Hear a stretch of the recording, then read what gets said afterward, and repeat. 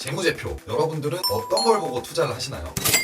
오늘은 재무제표, 우리 줄리니 분들이 가장 쉽게 볼 수 있는 방법에 대해서 제가 얘기를 해보도록 하겠습니다. 얼마 전에 유튜브에 영상이 올라갔었죠. 재고자산. 저는 이 재고자산을 또 굉장히 중요하게 본다라고 말씀을 드렸는데, 매출액, 영업이익, 당기순이익이 증가하더라도 재고자산이 증가하는 기업 같은 경우에는 적자로 돌아설 가능성도 굉장히 높다. 재고자산이 감소하거나 유동이 없는 그런 기업들에 투자하는 게 가장 좋다. 일단 첫 번째로 말씀을 드려봤고, 두 번째가 부채 비율입니다. 말 그대로 회사가 가지고 있는 빚이겠죠. 지금같이 고금리 시대에서는 부채가 높으면 높을수록 이자 비용이라는 게 크게 발생을 합니다. 제 기준에서 부채 비율 같은 경우에는 150% 아래에 있는 종목들을 선호하는 편입니다. 세 번째는 유보율이에요. 그러면 이 유보율은 도대체 무엇인가? 쉽게 얘기해 기업이 가지고 있는 자금이라고 생각을 하시면 됩니다. 기업이 가지고 있는 돈이다. 그러면 어느 정도 선이 적정선이냐? 저 같은 경우에는 2500% 이상인 종목이 가장 좋다. 유보율이 높으면 어떤 부분에서 좋냐? 이 기업이 돈을 가지고 있기 때문에 위기 대처 능력이 뛰어나다. 이렇게 볼 수 있을 것 같고요. 무상증자를 할 가능성도 굉장히 높습니다. 그리고 또 사업을 확장하는 데 있어서 부담이 없겠죠. 돈을 가지고 있다 보니까. 하지만 이 유보율이 높다 그래서 무조건 좋은 것만은 또 아니라고 보시면 될 것 같아요. 기업이 그 유보금을 어디에 활용을 하느냐?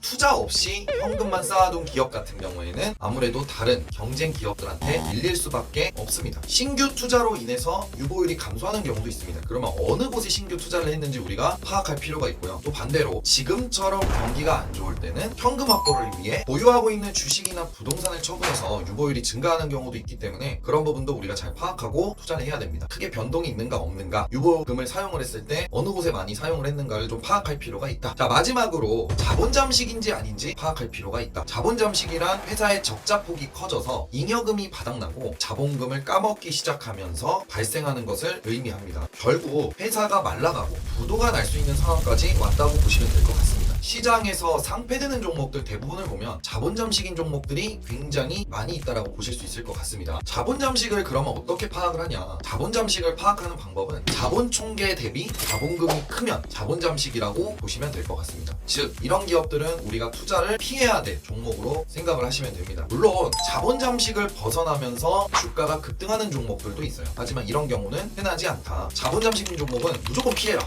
이렇게 얘기를 해드리고 싶어요. 좋아요, 구독은 컨텐츠 제작에 힘이 됩니다. 감사합니다.